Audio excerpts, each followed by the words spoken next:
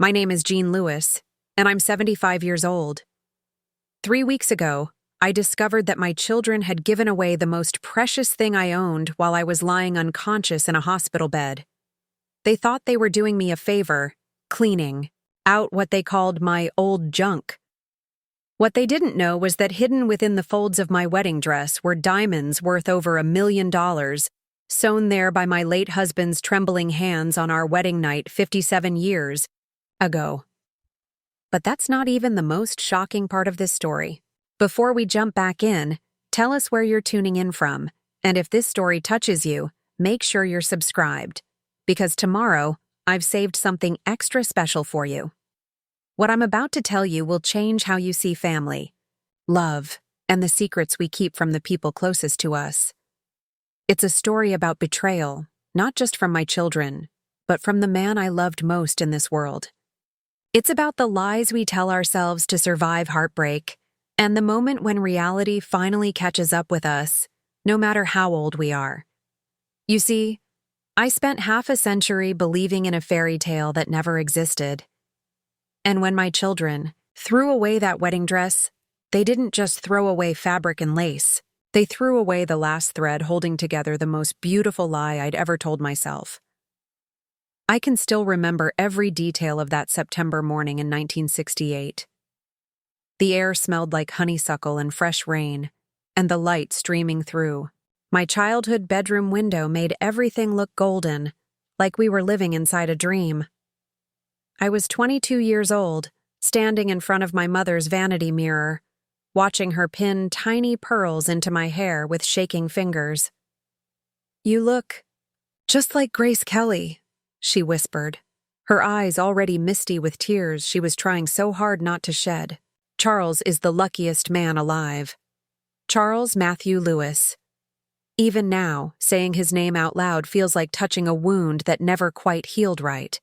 He was 25 then, with dark hair that always fell across his forehead no matter how much pomade he used, and eyes so blue they reminded me of the lake where we'd spent countless summer afternoons planning our future together.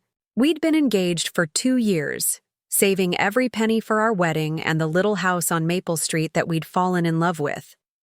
Charles worked double shifts at the steel mill, coming home with his hands blackened and his back aching, but he never complained. He'd sit at our tiny kitchen table, counting and recounting our savings, making lists of everything we needed to start our life together. "Someday, Jeannie," he'd say, using the nickname that only he was allowed to use. "Someday we're going to have everything we've ever dreamed of. A house full of children, a garden where you can grow those roses you love so much, maybe even a little vacation cottage by the lake." I believed him completely. When you're 22 and in love, the future stretches out before you like an sigh. Endless highway, and every dream seems not just possible, but inevitable. The wedding dress had belonged to my grandmother, then my mother, and now it was mine. It was made of ivory silk with delicate lace sleeves and a train that pooled behind me like spilled cream. The bodice was fitted with tiny covered buttons that ran all the way up to the high neckline, and the skirt was full enough that I felt like a princess when I walked. "This dress has seen 3 generations of love," my mother said as she fastened the last button. "And now it's your turn to make it magical." I touched the fabric reverently, feeling the weight of all that history, all those hopes and dreams woven into every thread. This wasn't just a dress. It was a legacy, a symbol of enduring love that would someday be passed down to my own daughter. The ceremony was everything we'd dreamed it would be. St. Mary's Church was filled with white roses and baby's breath, and when the organ began to play, I felt like I was floating down that aisle rather than walking. Charles stood at the altar in his rented tuxedo, looking so handsome it took my breath away. When he saw me, his whole face lit up, and I could see tears in those beautiful blue eyes. "Dearly beloved," Father McKenna began, his voice echoing through the church, "we are gathered here today to witness the union of Jean-Marie Thompson and Charles Matthew Lewis in holy matrimony. The vows we exchanged were traditional, but when Charles looked into my eyes and promised to love, honor, and cherish me for all the days of his life. I felt like those words were being carved into my very soul. This was forever. This was the beginning of everything beautiful that life had to offer. The reception was held in the church hall, decorated with white tablecloths and mason jars filled with wildflowers. My father had hired a small band, and they played all the songs that Charles and I had danced to during our courtship. But it was during our first dance as husband and wife that the magic really happened. The band struck up "The Way You Look Tonight," our song, and Charles took me in his arms with such tenderness that I felt like I might dissolve right there on the dance floor. We moved together like we'd been dancing for a lifetime, completely, lost in each other, oblivious to the 100 guests watching us with knowing smiles. "I love you, Mrs. Lewis," he whispered in my ear. And hearing my new name spoken in his voice was like hearing music for the first time. "I love you too," I whispered back, my lips brushing against his neck. That's when he did something that would change the course of my entire life, though I wouldn't understand the significance until much, much later. As we swayed to the music, Charles's hands moved to the small of my back, and I felt him doing something to my dress.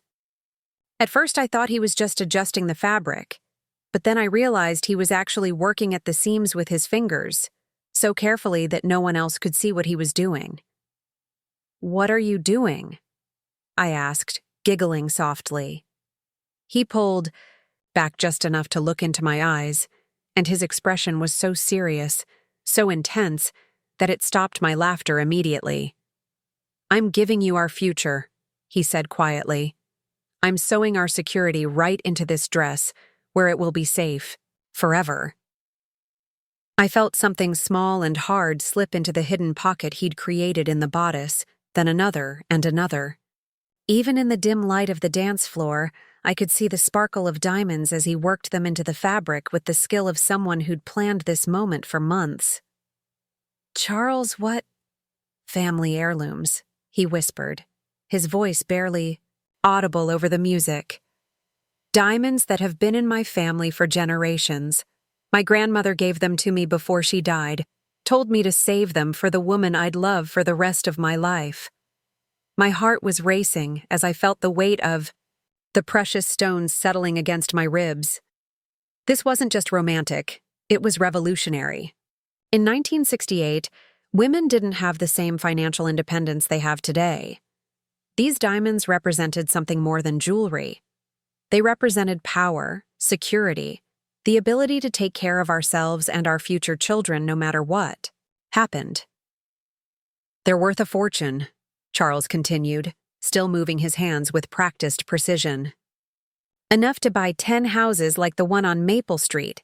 Enough to send our children to college, to travel the world, to never want for anything."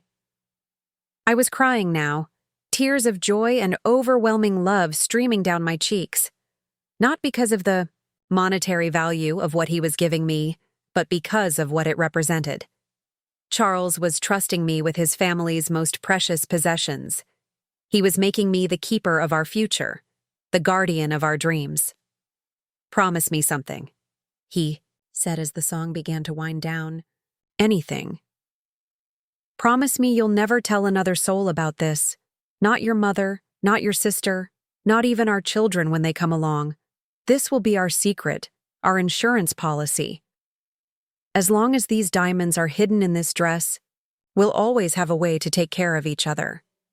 I nodded, unable to speak past the emotion choking my throat. "I promise," I finally managed to whisper.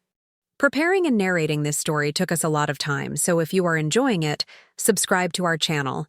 It means a lot to us. Now back to the story. "I'll take this secret to my grave." Charles smiled then, that slow, gentle smile that had first made me fall in love with him 3 years earlier, and kissed me softly as the last notes of the song faded away. "Then we're set for life," he said. "No matter what happens, no matter what challenges we face, we'll always have this." The rest of the reception passed in a blur of congratulations, cake cutting, and dancing. But through it all, I was acutely aware of the precious cargo I carried, hidden against my heart. Every time someone complimented my dress, every time I caught a glimpse of myself in a mirror, I felt like I was carrying the crown jewels. When we finally left the reception, rice raining down on us as we ran to Charles's old Buick, I felt like the luckiest woman in the world.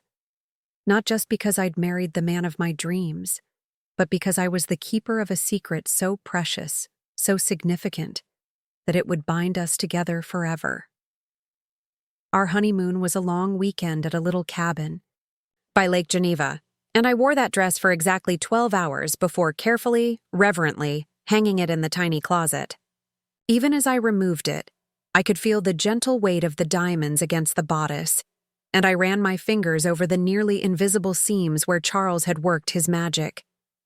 "It's beautiful," I said, staring at the dress as it hung there, like a ghost of our perfect day. Charles came up behind me, wrapping his arms around my waist and resting his chin on my shoulder. "It's more than beautiful," he said. "It's our future, hanging right there in that closet." I leaned back against his chest, feeling safe and loved and ready to take on the world. "What should we do with it when we get home?" I asked. "We'll wrap it carefully, store it in the cedar chest with plenty of mothballs and tissue paper, and then we'll forget about it for a while. Let it be our little secret, waiting for the day when we might need what's hidden inside."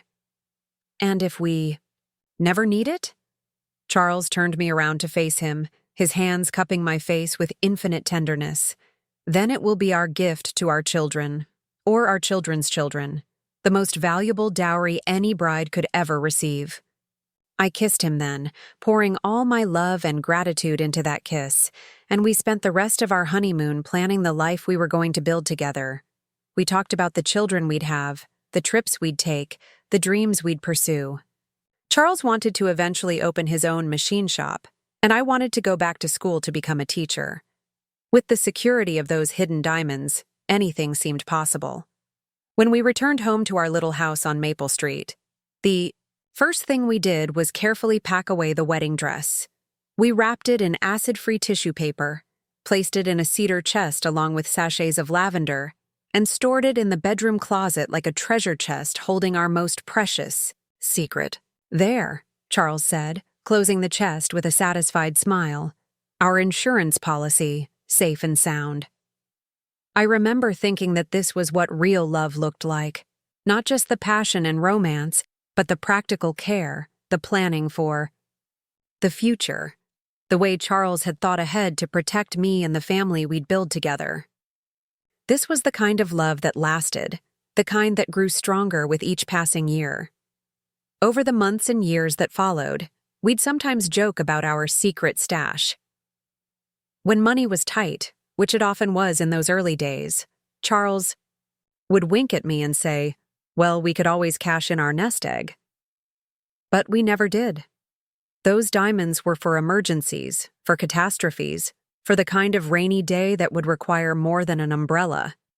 Our first child, David, was born in 1970, followed by Susan in 1972 and Margaret in 1975. As our family grew, so did my appreciation for Charles's foresight. Raising 3 children on a mill worker's salary wasn't easy, but knowing we had that, security hidden away made even the toughest times bearable. "Someday," I'd tell myself as I rocked each baby to sleep, "someday this dress will be part of their inheritance. Someday they'll understand what their father did for them before they were even born." The dress became a symbol of everything good in our marriage, everything hopeful about our future. Even when Charles and I went through rough patches, as all couples do, I could look at that cedar chest and remember the man who had loved me enough to trust me with his family's most precious possessions. Every few years I'd take the dress out just to check on it, to make sure the moths hadn't gotten to it, to run my fingers over those hidden seams and remember the magic of that first dance. The diamonds were always there, tiny hard lumps against the silk, reassuring me that our security was intact. Charles would sometimes catch me doing this, and he'd come up behind me just like he had on our honeymoon, wrapping his arms around me and holding me close. "Still there?" he'd ask. "Still there," I'd confirm. "Good. Then we're still set for life." But life, as I've learned over these many years, has a way of surprising us. Sometimes the very things we think will save us become the things that break us. Sometimes the people we trust most are the ones who hurt us deepest. And sometimes the most beautiful lies we tell ourselves are the ones that keep us from seeing the truth that's been right in front of us all along. As I sit here now, 75 years old, and finally ready to tell this story, I realize that the real tragedy isn't that my children gave away my wedding dress. The real tragedy is that I spent 57 years believing in a love story that existed only in my imagination, protecting a secret that was never really a secret at all. But I'm getting ahead of myself. To understand how it all fell apart, you have to understand how perfectly it all seemed to fit together. You have to believe, as I believed for more than half a century, that sometimes fairy tales do come true, that sometimes love really is enough, and that sometimes the people we trust most really do have our best interests at heart. The wedding dress hanging in my cedar chest wasn't just a piece of clothing. It was the physical embodiment of every hope I'd ever had, every dream Charles and I had shared, every promise we'd made to each other about the future we'd build together. When I think back to that perfect September day in 1968, I can still feel the weight of those diamonds against my chest, still hear Charles's voice whispering promises in my ear, still taste the sweetness of believing that we had everything we needed to make all our dreams come true. I was 22 years old, wearing my grandmother's wedding dress, dancing with the man I'd love for the rest of my life. And hidden against my heart were diamonds worth $1 million, sewn there by hands that loved me more than life itself. Or so I thought. The truth, as I would learn much later, was far more complicated than I could have ever imagined. But on that perfect September day, with rice in my hair and diamonds in my dress, I was the happiest woman alive. And maybe, for that one perfect day, that was enough. The phone call came at 3:17 in the morning on a Tuesday in October. I know the exact time because I was staring at the glowing red numbers on my bedside clock, wondering if I was having a heart attack or if this crushing pain in my chest was something else entirely. The ringing cut through the darkness like a blade, and I knew before I answered that my life was about to change forever. "Mrs. Lewis?" The voice was young, professional, apologetic. "This is Dr. Martinez from General Hospital. You were brought in earlier this evening after collapsing at the grocery store. You've been unconscious for several hours, and we need to keep you for observation." The next 72 hours passed in a haze of medical tests, concerned faces hovering over my hospital bed, and the steady beep of machines monitoring my vital signs. Apparently, I'd suffered what the doctors called a vasovagal episode, brought on by dehydration and stress. At 75, they explained, these things happen. My body was simply reminding me that I wasn't as young as I used to be. David, my eldest, arrived first. He's 45 now, with graying temples and the same serious expression his father used to wear when he was worried about money. Susan came next, bustling in with her characteristic efficiency, already making lists on her phone of everything that needed to be done. Margaret, my youngest at 40, was the last to arrive, tearful, and dramatic as always, clutching my hand like I might slip away if she let go. "Mom, you scared us to death," Susan said, pulling up a chair beside my bed. "When the hospital called and said you'd collapsed." "I'm fine," I insisted, though the words felt hollow even as I spoke them. "It was nothing, really. Just got a little dizzy." But they weren't convinced, and frankly, neither was I. The truth was, I'd been feeling overwhelmed lately, drowning in the weight of maintaining a house that had grown too big for me, keeping up with responsibilities that felt increasingly burdensome. Charles had been gone for 3 years now, and every day without him felt like walking through quicksand. "We've been talking," David said, exchanging glances with his sisters, and we think it's time to seriously consider some changes. I felt my stomach tighten. What kind of changes? Assisted living, Susan said gently. Nothing dramatic. Just a nice place where you'd have help when you need it. Activities to keep you busy. People your own age to socialize with. I don't need to socialize, I said, more sharply than I intended. I need to go home. But even as I said it, I wondered if that was true. The house on Maple Street, which had once been filled with laughter and chaos and the beautiful mess of raising 3 children, now felt like a mausoleum. Every room held memories that both comforted and tormented me. Charles's coffee cup still sat in the kitchen cabinet exactly where he'd left it. His reading glasses were still on the nightstand beside his empty pillow. I'd been living with ghosts for 3 years, and maybe my children could see what I couldn't admit to myself. We're not saying you have to decide right now, Margaret said, squeezing my hand. Just think about it, okay? We worry about you in that big house all by yourself.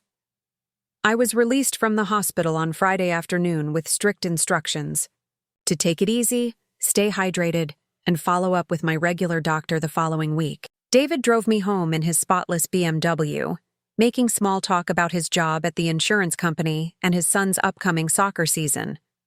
But I could feel him studying me out of the corner of his eye, assessing my frailty, measuring my decline. When we pulled into my driveway, I noticed Susan's car was already there, along with Margaret's minivan. They were waiting for us on the front porch, both wearing identical expressions of determined concern. We thought we'd help you get settled, Susan said as we walked up the front steps. Maybe do a little tidying up while we're here. The house is fine, I protested, but even I could hear how weak my voice sounded. The truth was, the house wasn't fine. Since Charles died, I'd let things slide. Not filthy, but cluttered. Disorganized. The kind of gentle chaos that accumulates when you're living alone and nobody's coming to visit very often. I'd stopped caring about keeping everything perfect, because there was nobody left to keep it perfect for.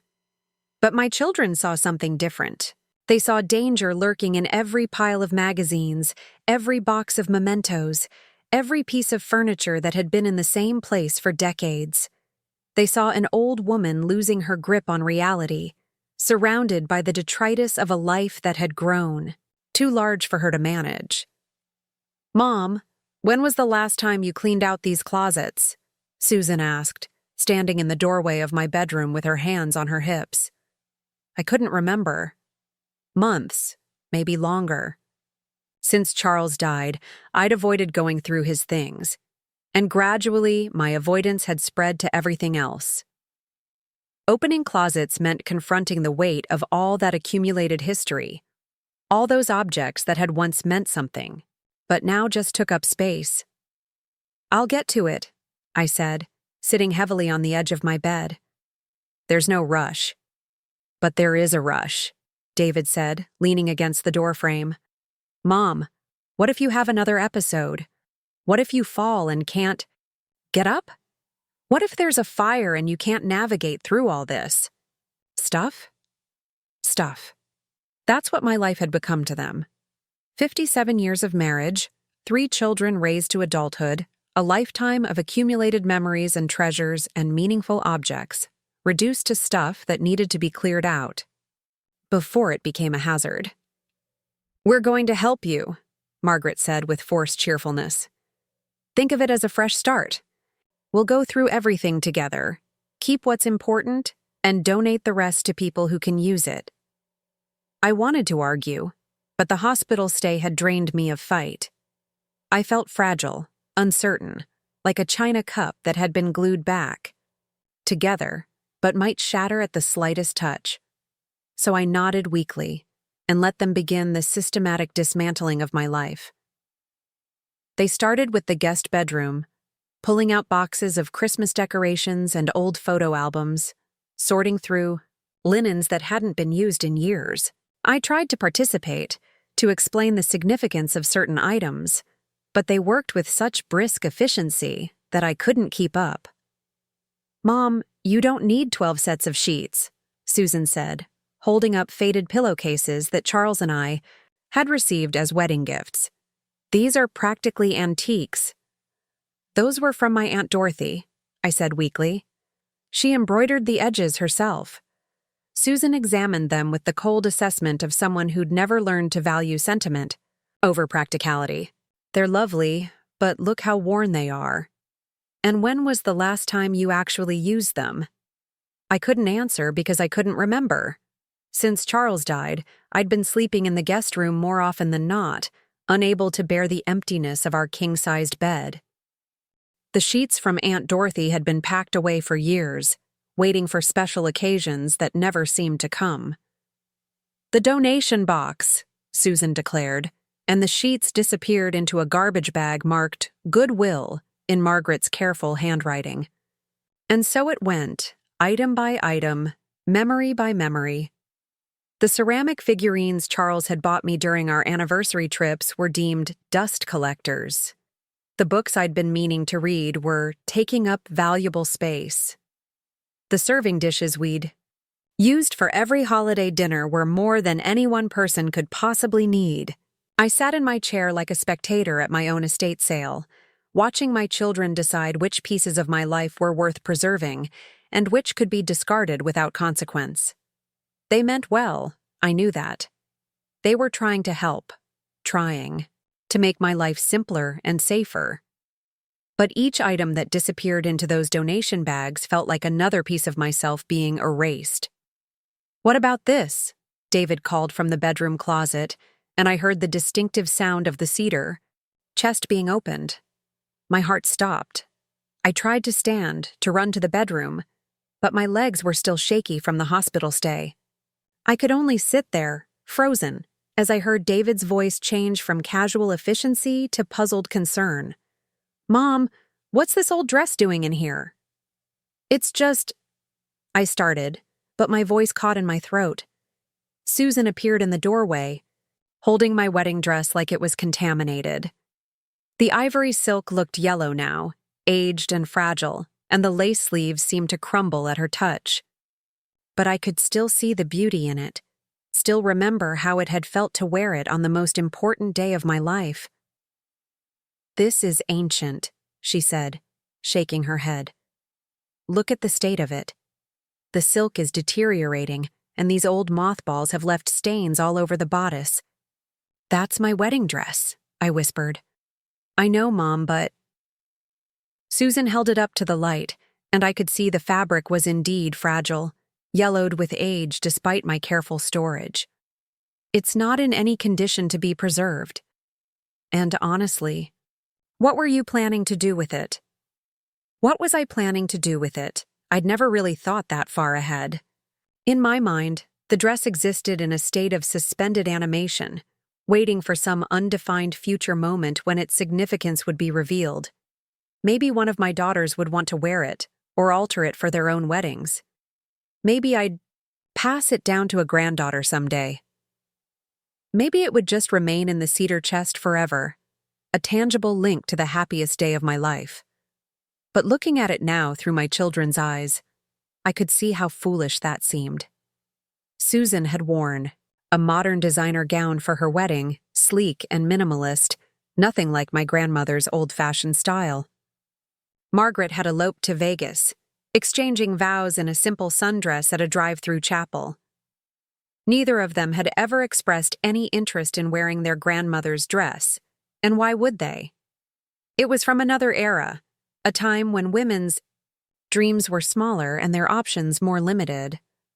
"I suppose," I began, but I couldn't finish the sentence. "It would make a lovely donation," Margaret said gently. "Some young bride who can't afford an expensive dress would be thrilled to have it. Think of how happy it would make her." The irony was crushing.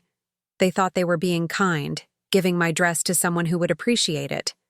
They had no idea they were about to donate $1 million worth of diamonds to charity, hidden in seams that looked like normal alterations. I opened my mouth to tell them the truth, to explain about the hidden treasure that Charles had sewn into the bodice 57 years ago. But something stopped me.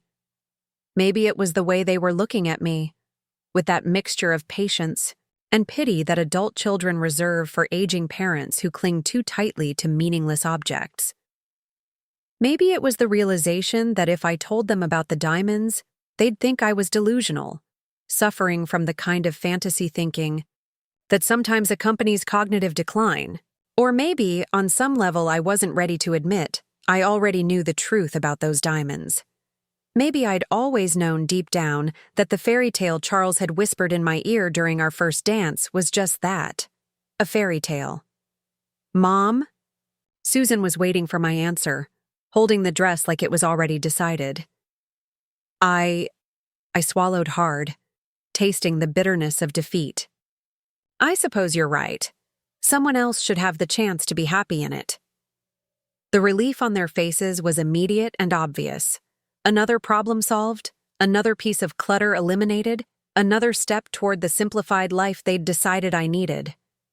"We'll make sure it goes somewhere special," Margaret promised. "Maybe to one of those organizations that provides wedding dresses for military brides or women escaping domestic violence. Someone who really needs it." I nodded, not trusting myself to speak. Within minutes, my wedding dress was folded into a donation bag, labeled and ready for transport. 57 years of dreams, memories, and secrets, reduced to just another item to be cleared out of an old woman's closet. But the dress wasn't the end of it. Once they'd started, my children seemed unable to stop. They moved through the house like a tornado, efficiently sorting my possessions into 3 categories: keep, donate, or trash. Family photos were kept, but only the ones featuring people they recognized. Charles's tools were donated to Habitat for Humanity. My collection of vintage costume jewelry, accumulated over decades of birthdays and anniversaries, was deemed junk and destined for the garbage. "Mom, you can't possibly wear all of this," David said, holding up a necklace that Charles had given me for our 20th anniversary. "And most of it isn't worth anything anyway." "It's worth something to me," I said, but my protest sounded weak even to my own ears. "Of course it is," Susan said with practiced patience. "But you have to be practical. Where would you wear fancy jewelry in assisted living? And if something happened to you, we'd just end up having to sort through all of this anyway." The casual way she said, "if something happened to you," made me realize how they saw me now. Not as their mother, the woman who had raised them and loved them and sacrificed for them, but as a problem to be managed, a responsibility to be streamlined. I wasn't a person with preferences and feelings and the right to my own possessions. I was an elderly woman whose time was running out, and they were simply getting a head start on the inevitable estate sale. By Sunday evening, they had transformed my house into something I barely recognized. The closets were nearly empty, the surfaces cleared of decorative objects, the rooms stripped down to what they considered essential. It looked like a staged house ready for sale, sterile and impersonal, purged of anything that might indicate an actual human being lived there. "Doesn't that feel better?" Margaret asked, surveying their handiwork with satisfaction. "So much. Cleaner and more organized. It felt like death. It felt like I was already gone and they were preparing my house for new occupants." But I smiled and nodded because I didn't have the energy to explain that they'd just erased most of the physical evidence of my existence. "The donation pickup is scheduled for tomorrow morning," Susan said, consulting her phone. "They'll take everything in one trip." I watched through my living room window as they loaded their cars with bags of my belongings, chattering among themselves about what a productive weekend it had been. They hugged me goodbye, reminded me to call if I needed anything, and promised to check on me during the week. And then they were gone, leaving me alone in a house that no longer felt like home. I spent that night wandering from room to room, looking for traces of the life I'd built with Charles. The house felt hollow, echoing with the absence of all those familiar objects that had given it personality and warmth. I kept reaching for things that were no longer there, opening drawers that were now empty, looking for photographs that had been packed away or discarded. But it was the missing wedding dress that haunted me most. I kept going back to the bedroom, closet, opening the cedar chest and staring at the empty space where it had lived for so many years. The chest still smelled faintly of lavender and mothballs, still held the imprint of where the dress had lain folded for decades. I ran my fingers over the tissue paper that had wrapped it, trying to remember the last time I'd taken it out to check on it. Had the fabric really been as deteriorated as Susan claimed? Had the diamonds been real at all? Or had I been living with a delusion for more than half a century? Charles had been dead for 3 years. There was no one left who could confirm or deny the story he'd told me on our wedding night. No one who could tell me whether those tiny, hard lumps I'd felt against the bodice were precious stones or just the normal padding and structure of a 1960s dress. For the first time since that magical September night in 1968, I allowed myself to question the fairy tale I'd been living with all these years. What if Charles had lied to me?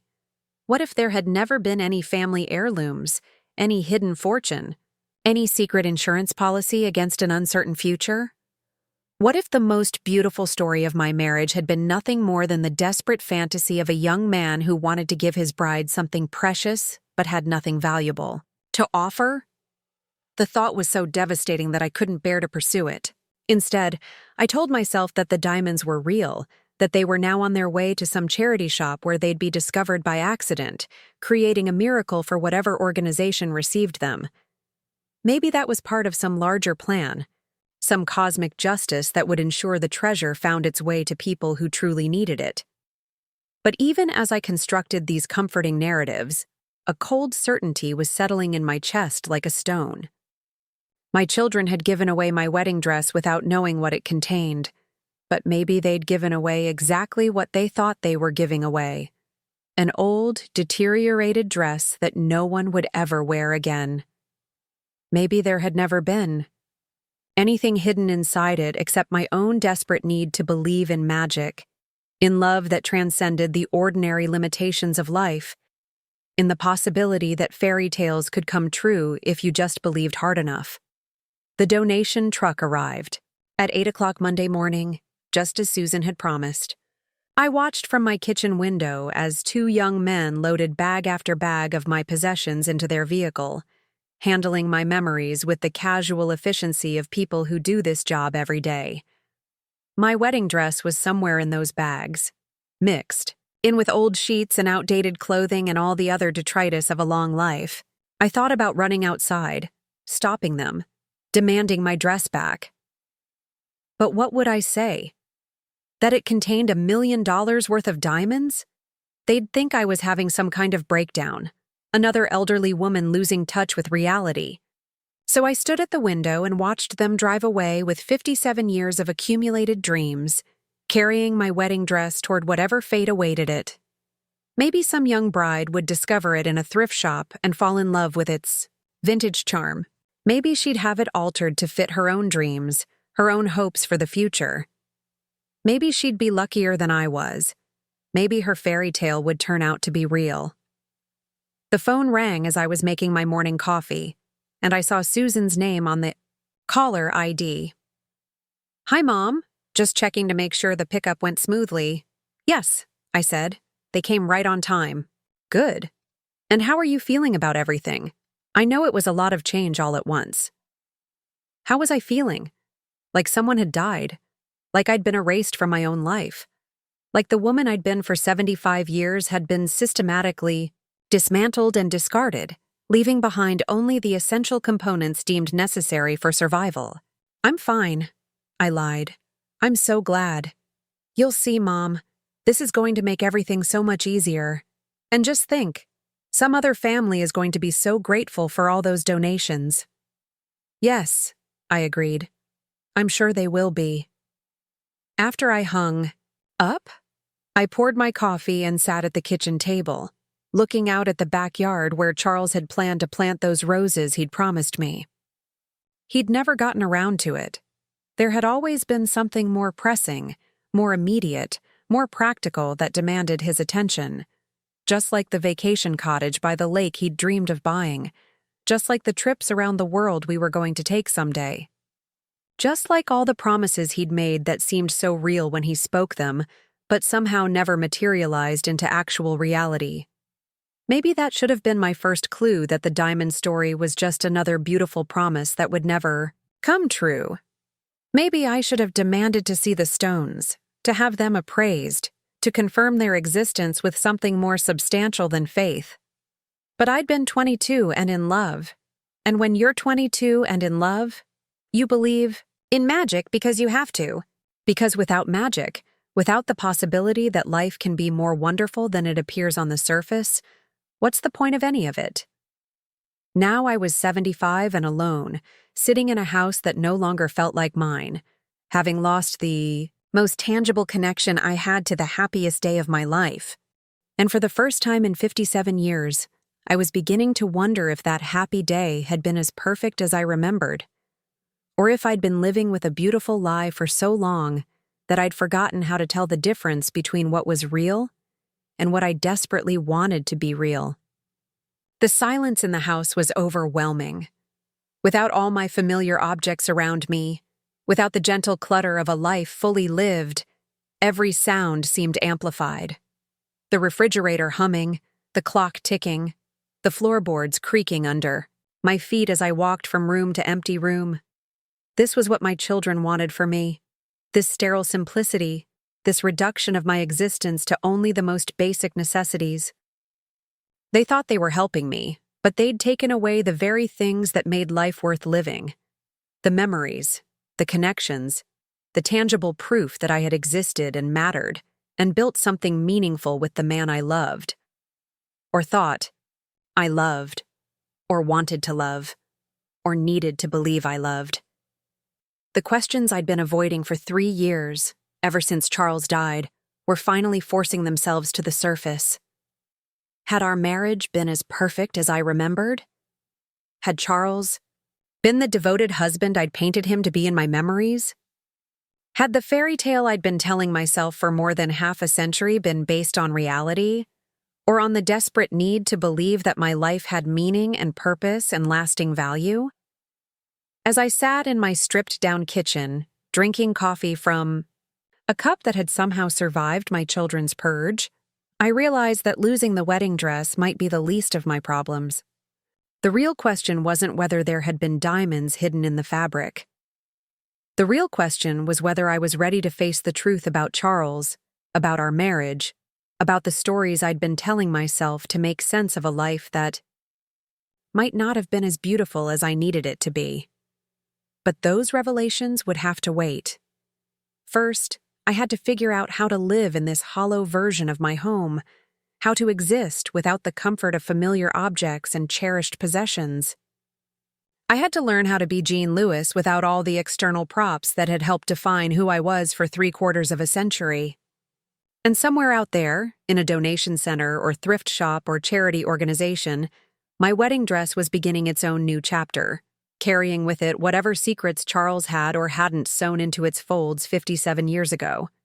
Maybe it was better this way. Maybe some truths are too painful to bear, and some illusions too necessary to destroy. Maybe the kindest thing my children could have done was take away the one object that might have forced me to confront realities I wasn't strong enough to face. Or maybe I was exactly strong enough, and it was time to stop hiding behind fairy tales and start living in the world as it actually was, rather than as I wished it could be. The phone rang again, interrupting my thoughts. This time it was Margaret. "Mom, I've been thinking about what we talked about at the hospital, about assisted living. Margaret, just hear me out. I found this beautiful place about 10 minutes from my house. It's more like a resort than a nursing home. They have activities and a dining room, and you'd have your own apartment but with help available whenever you need it." I closed my eyes, feeling the walls of my future closing in around me. First my possessions, then my independence. Soon, there would be nothing left of the woman I'd been, only the shell that my children were determined to preserve in the safest, most controlled environment possible. "Can I think about it?" I asked. "Of course, but don't think too long, okay?" These places have waiting lists, and I'd hate for you to miss out on something perfect because we waited too long to decide. After she hung up, I sat in the growing darkness of my empty house, listening to the silence and wondering if this was how it all ended.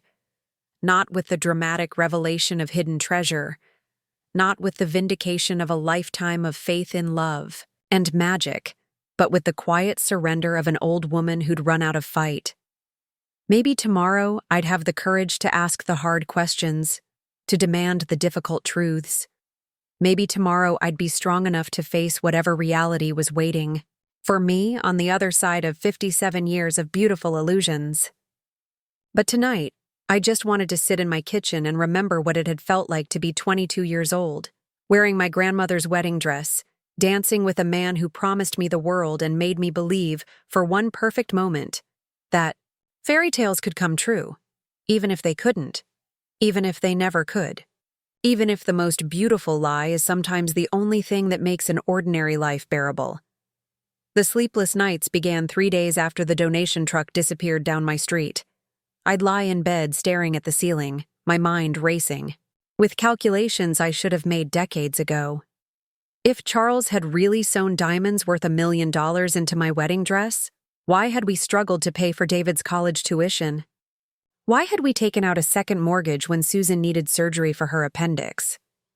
Why had Charles worked himself into an early grave at that steel mill if we'd been sitting on a fortune the entire time? The questions multiplied like cancer cells, spreading through my consciousness until I couldn't think about anything else. Every memory I'd treasured for 57 years now seemed suspect, tainted with the possibility that the foundation of my entire marriage had been built on lies. But I couldn't let it go. Not yet. Not without knowing for certain. On Thursday morning, I did something I hadn't done in years. I got dressed in my best navy blue suit, the one I'd worn to Charles's funeral, and drove myself downtown to the main branch of the public library. My hands shook slightly as I gripped the steering wheel, partly from age but mostly from determination. I was going to find my wedding dress, and I was going to discover the truth once and for all. The young librarian who helped me navigate the computer system looked at me with barely concealed pity as I explained what I was looking for. She probably thought I was another confused elderly woman chasing shadows, but she helped me anyway, showing me how to search for local charities that accepted clothing donations. The list was longer than I'd expected. Goodwill, Salvation Army, Catholic charities, women's shelters, veterans organizations, church-sponsored programs for low-income families. Each one represented a possible destination for my dress. A lead, to follow in what was starting to feel like a desperate treasure hunt. I started with the closest location, a Goodwill store about 15 minutes from my house. The manager, a tired-looking woman in her 40s, listened patiently as I described what I was looking for. A wedding dress from the 60s, you said? We get those sometimes, but they don't usually stay on the racks very long.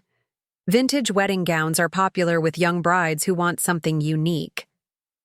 My heart sank. So if someone donated one earlier this week, it could already be sold, or it might be in the back waiting to be processed.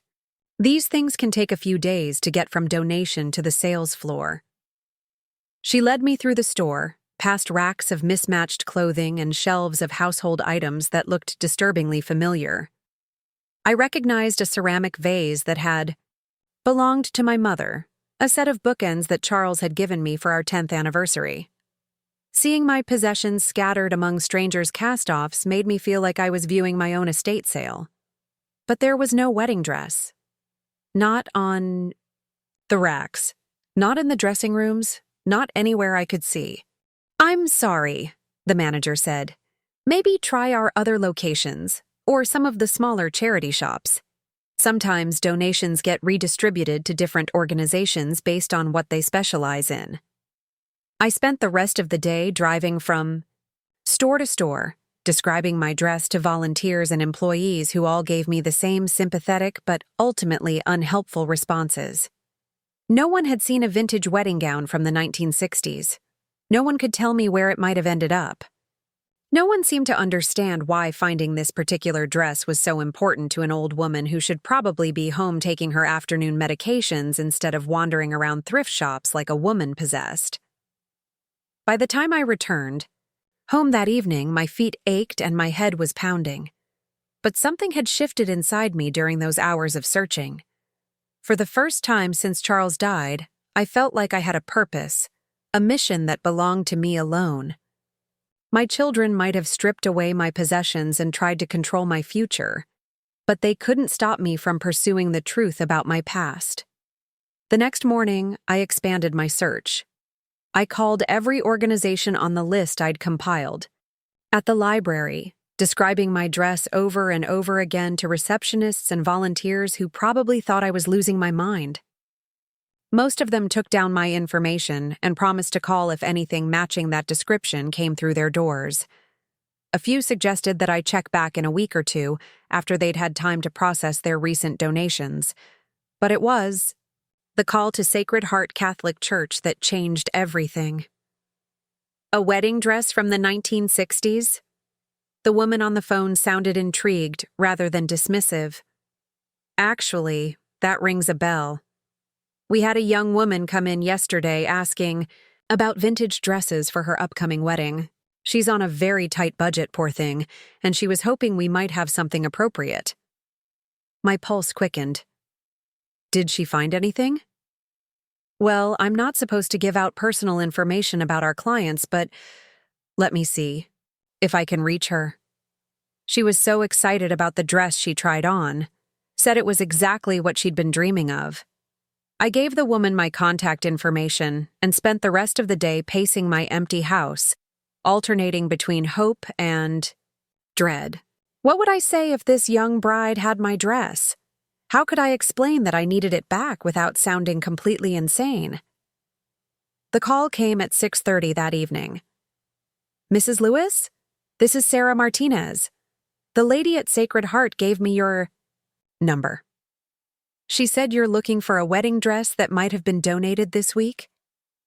Sarah's voice was young and sweet, with just a hint of nervousness. I could picture her clearly. Probably in her early 20s, probably planning a wedding on a shoestring budget, probably thrilled to have found a beautiful dress for practically nothing. Yes, I said carefully. I think my dress might have been donated by mistake. It has sentimental value. Oh no. The genuine distress in her voice made my chest tighten. I'm so sorry. I had no idea. The church told me it was a regular donation. It's not your fault, dear. These things happen. Would it be possible for me to see the dress? Just to confirm it's the right one? There was a long pause, and I could almost hear her internal struggle. She'd found her dream dress for $15, and now some old woman was claiming it had been donated by mistake. Of course, she said finally. Would you like to come to my apartment? I live downtown, near the university. An hour later, I was standing in the doorway of a tiny studio apartment that reminded me painfully of the first place Charles and I had shared as newlyweds. Sarah Martinez was indeed young, probably 23 or 24, with dark hair and kind eyes that couldn't quite hide her disappointment at potentially losing her bargain wedding dress. I hope it's not the same one, she said as she led me to her closet. I hope you find yours, but I really love this dress. It's exactly what I've been looking for. When she pulled it from the closet, my breath caught in my throat. There it was, my grandmother's wedding dress, looking somehow both familiar and foreign hanging in this stranger's apartment. The ivory silk still showed signs of age, but Sarah had obviously taken great care with it. She'd had it cleaned and pressed, and it looked better than it had in my cedar chest. This is it, I whispered, reaching out to touch the delicate lace sleeves. Sarah's face fell. Are you sure? Maybe it just looks similar?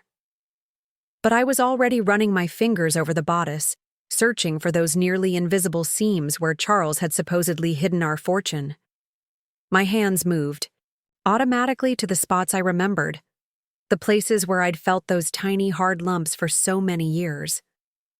They were there. The seams were exactly where they should be, the subtle irregularities in the fabric that I'd interpreted as evidence of hidden treasure. But now, touching them again after all these years, they felt different. Less substantial somehow, more like the normal construction details of a 1960s dress than the hiding places for precious gems. "Mrs. Lewis!" Sarah was watching me with growing concern. "Are you okay?" "I'm fine," I lied, still exploring the dress with desperate fingers. "It's just... this dress means everything to me. It was my wedding dress, and my mother's, and my grandmother's before that." "Oh, wow." Sarah's voice softened with understanding. "It's a family heirloom. That makes it so much more special." I could have told her about the diamonds then. I could have explained that hidden somewhere in the dress she'd bought for $15 was a fortune that could change both our lives. But looking at her eager young face, seeing the way she'd cared for the dress, hearing the love in her voice when she talked about her upcoming wedding, I found myself asking different questions. "Tell me about your fiancé," I said instead. Sarah's face lit up like Christmas morning. "His name is Miguel. We met in college and we've been together for 3 years. He's studying to be a teacher and I'm finishing my nursing degree. We don't have much money right now, but we're so happy. We're getting married next month in my family's church. Nothing fancy, just our families and a few close friends." She showed me pictures on her phone. A young man with gentle eyes and a shy smile, the two of them at various college events, clearly head over heels in love. They looked exactly like Charles and I had at that age, full of hope and dreams and absolute certainty that love would be enough to conquer whatever challenges life threw at them. "He sounds wonderful," I said, and meant it. "He is. I know we're young, and people keep telling us we should wait until we're more established financially, but we don't want to wait. We want to start our lives together now, while we're young, enough to grow up together." The echo of my own words from 57 years ago was so precise it made me dizzy. I'd said almost exactly the same thing to my mother when she'd suggested Charles and I postpone our wedding until he could save more money. "Your dress is beautiful," Sarah continued, running her hands over the silk with obvious reverence. "I've never owned anything this elegant. My grandmother died when I was little, so I don't have any family heirlooms or anything like that. When I found this at the church, it felt like it was meant to be, you know?" I did know. I remembered that feeling, that sense of destiny, that certainty that the universe was conspiring to make all your dreams come true. I also remembered how quickly that feeling could evaporate when reality intruded on fairy tales. "Have you had it altered yet?" I asked. "Just a little. The hem needed to be shortened and the waist taken in slightly. But the woman at the alterations, shop said whoever made the original alterations was a real craftsman. She said the seams were so well done she could barely tell where the modifications had been made." My heart stopped. "Modifications?" "Oh yes, she said it had definitely been altered at some point. Probably when it was first made, to fit whoever wore it originally. The bodice especially showed signs of very skilled needlework." I felt the blood drain from my face. If a professional seamstress could see evidence of alterations in the bodice, if the seams I'd always thought were Charles's handiwork were actually original construction details. "Mrs. Lewis, you look pale. Maybe you should sit down." Sank onto Sarah's futon, my mind reeling. If the dress had been professionally altered during its original construction, then what I'd been interpreting as Charles's secret modifications were actually just the normal process of fitting a wedding gown to its first wearer, my grandmother. "The alterations," I said weakly. "Did she say when they might have been done?" She thought probably in the 1920s or 1930s based on the techniques used. She said whoever did the work was trained in old-school European tailoring methods. "Really?" impressive craftsmanship, the 1920s, when my grandmother first wore the dress, 30 years before Charles and I even met, 40 years before our wedding day. Whatever I'd been feeling in those seams all these years, it wasn't Charles's hidden treasure. It was just the ghost of alterations made to fit a young woman who'd been dead since I was a child. "I think I need some water," I managed to say. Sarah hurried to her kitchenette and returned with a glass of cold water and a look of genuine concern. "Are you sure you're okay? Should I call someone?" "No, I'm fine, just overwhelmed. Seeing the dress again, after all these years." But I wasn't fine.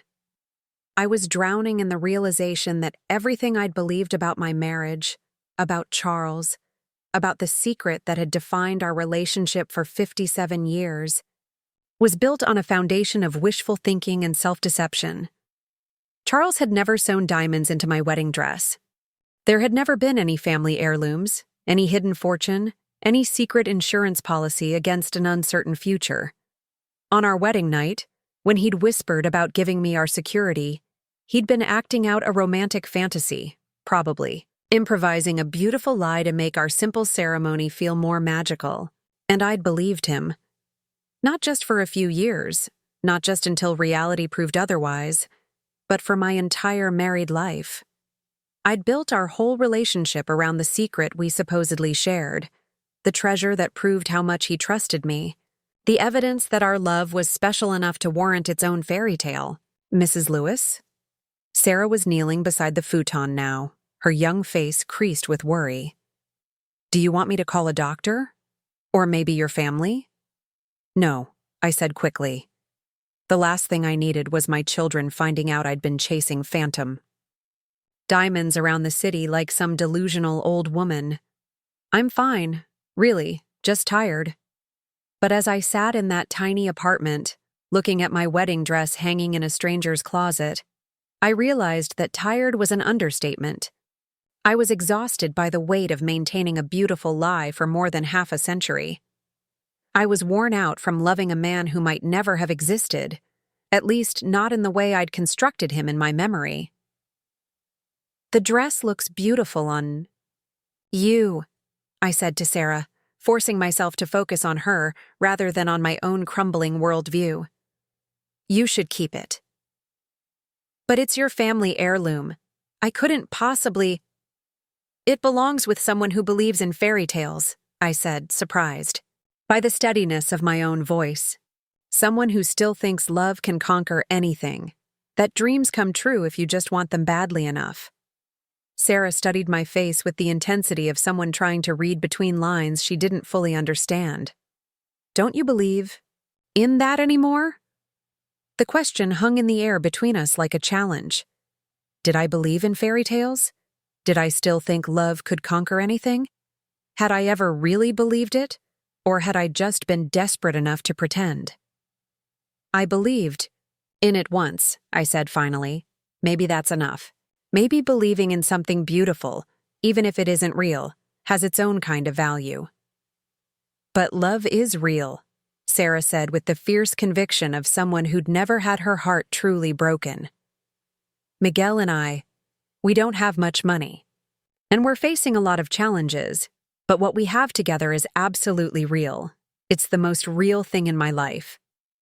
I looked at her earnest young face, at the way her eyes lit up when she talked about her fiancé, at the dress hanging behind her like a symbol of all her hopes for the future.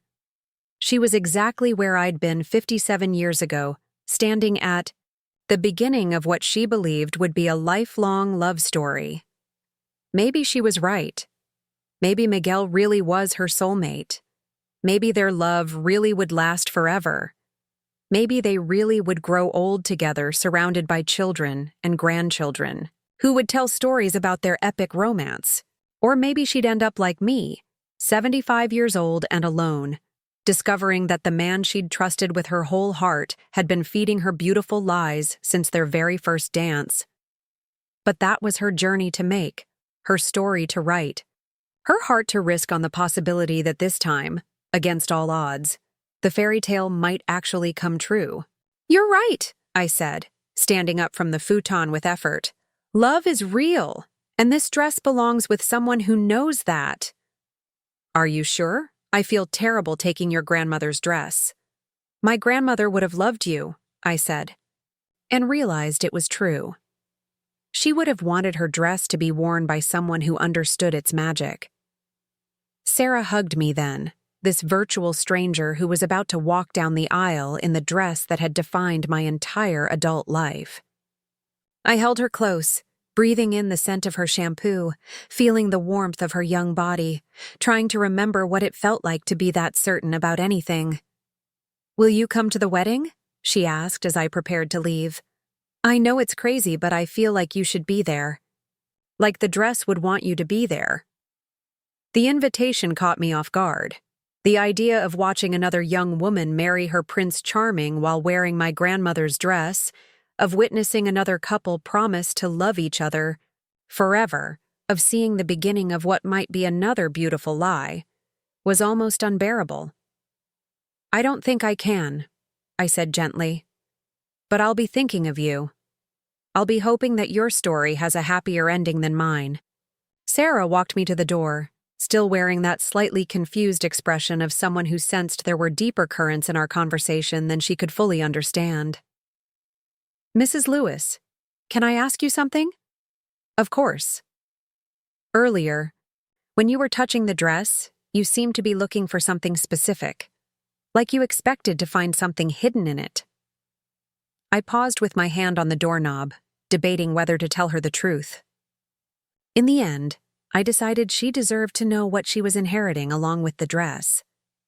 "I thought my husband had hidden something valuable in it," I said. "Something he put there on our wedding day. I spent 57 years believing it was there, believing it made our marriage special." "And it wasn't?" "No, it wasn't." Sarah was quiet for a moment, processing this information. "But that doesn't mean your marriage wasn't special," she said finally. "Maybe the real treasure was believing in it for all those years. Maybe the magic was in the faith itself, not in whatever you thought was hidden." Her words followed me, all the way home, echoing in my head as I drove through the darkening streets of the city where I'd lived my entire adult life. Maybe the magic was in the faith itself. Maybe the years I'd spent believing in Charles's romantic gesture, regardless of whether it had actually happened, had their own kind of value. But if that was true, what did it say about the rest of my marriage?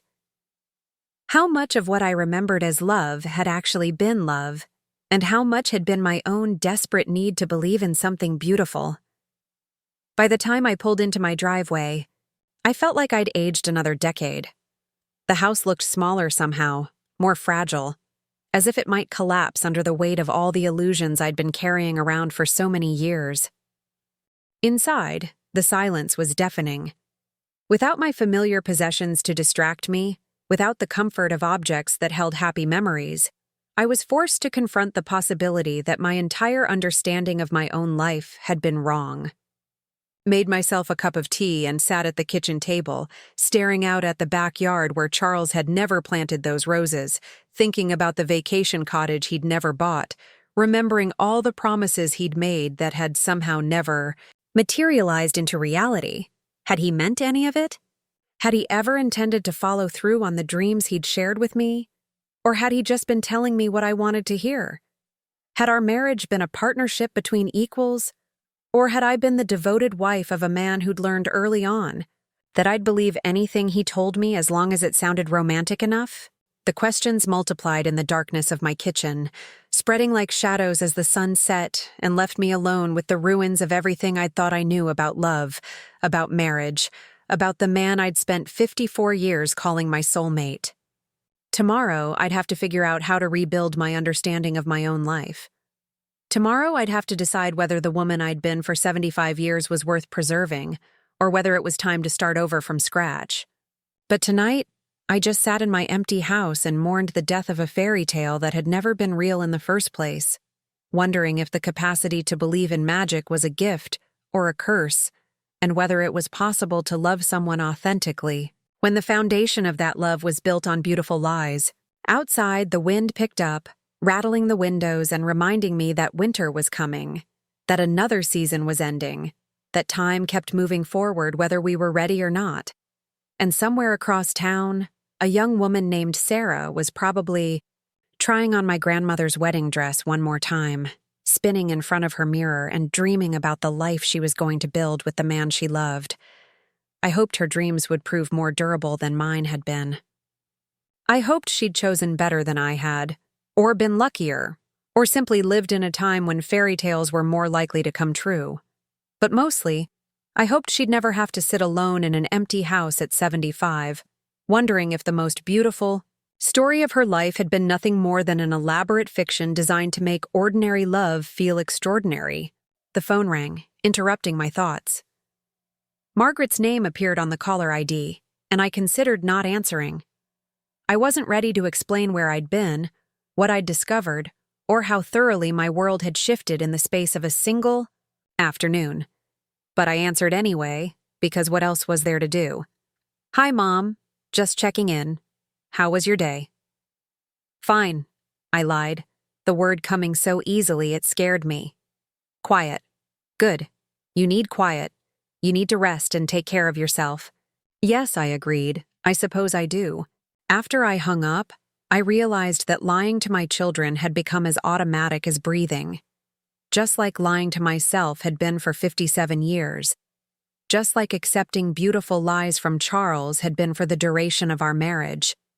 Maybe deception was just part of love, part of family, part of the way people survived in a world that was often too harsh to bear without some kind of protective fiction. Maybe everyone was lying to someone about something, and the only difference was how elaborate the lies were, and how long they managed to last. Or maybe I was just making excuses for a lifetime of willful blindness, a lifetime of choosing comfortable illusions over difficult truths. As I finally made my way to bed in my stripped-down house, I realized that tomorrow would bring new questions, new revelations, new opportunities to either face reality or retreat deeper into whatever remained of my carefully constructed fantasy world. But for tonight, I was just an old woman who'd lost her wedding dress and discovered that sometimes the most precious things we carry aren't real at all. They're just the stories we tell ourselves to make sense of love, of loss, of the inexplicable. Human need to believe that our lives have meaning beyond the ordinary facts of birth, survival, and death. And maybe in the end, that was enough. Maybe the capacity to create meaning out of nothing, to find magic in the mundane, to love someone so completely that you'd believe anything they told you, was its own kind of treasure. Even if the diamonds were never real. Even if the promises were never kept. Even if the fairy tale was nothing more than a beautiful lie told by a young man who wanted to give his bride something precious, but had nothing valuable to offer except his imagination and his willingness to let her believe in magic for as long as she needed to. The last thought I had before falling asleep was of Sarah, standing in front of her mirror in my grandmother's dress, believing with all her heart that she was about to live happily ever after. I hoped she was right. I hoped her story would be different from mine. But mostly, I hoped that when her own illusions eventually crumbled, as illusions always do, she'd be strong enough to build something real from whatever remained. I didn't sleep that night. Instead, I lay in my bed staring at the ceiling, feeling like my entire life was unraveling thread by thread. Every memory I'd cherished, every moment I'd held sacred, every story I'd told myself about Charles and our marriage was now suspect. The foundation of my identity as a woman who'd been deeply loved, truly cherished, and made the keeper of precious secrets had cracked wide open, and I could see all the way down to bedrock truth. At 4 a.m, I gave up on sleep and made my way to the kitchen. I pulled out the old photo albums that had somehow escaped my children's purge, spreading them across the table under the harsh fluorescent light. There we were, Charles and I, frozen in moments of apparent happiness spanning 5 decades. Wedding photos, anniversary dinners, family vacations, holiday gatherings. In every picture, I was smiling at him with absolute adoration while he looked What? Happy? Content? Or just comfortable with the attention? For the first time in my life, I studied his face in these photographs with critical eyes instead of loving ones.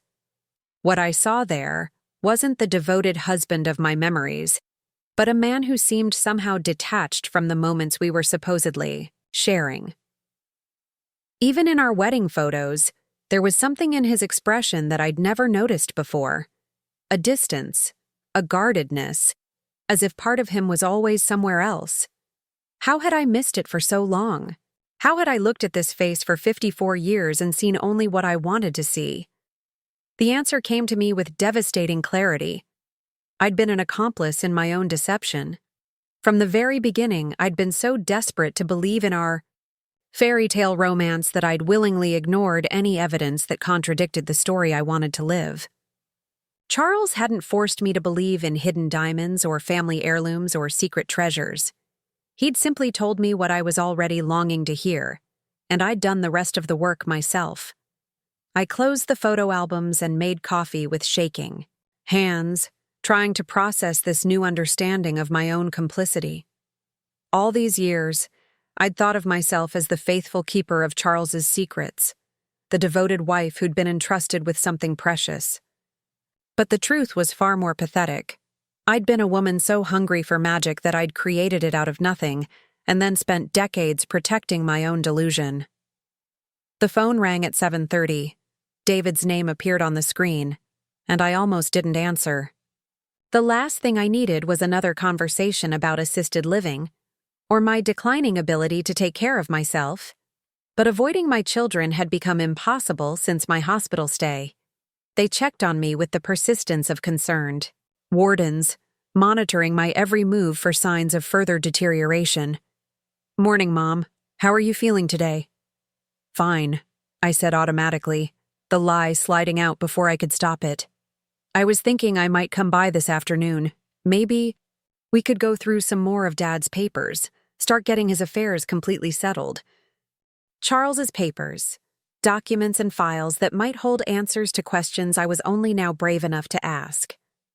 Financial records that could confirm or deny the stories he'd told me about his family's wealth. Insurance policies that might reveal the truth about our economic situation during all those years when I'd believed we had a secret fortune hidden away. "Actually," I heard myself saying, "I'd like to do that myself first. There might be personal things, private correspondence. Mom, we've been through this.